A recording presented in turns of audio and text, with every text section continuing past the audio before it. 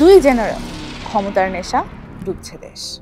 যেখানে মানুষের রক্ত সস্তা আর দামি হলো মাটির নিচে লুকিয়ে থাকা সোনার খনি।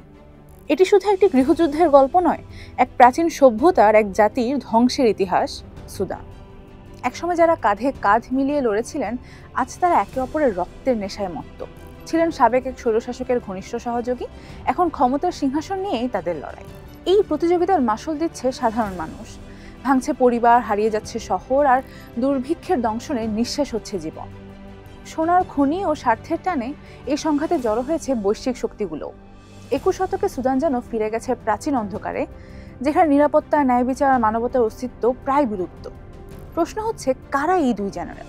কিভাবে হলো তাদের উত্থান? কারা তাদের পেছনে জোগাচ্ছে অস্ত্র, অর্থ ও কূটনৈতিক সমর্থন? আর এই যুদ্ধের শেষ কোথায়?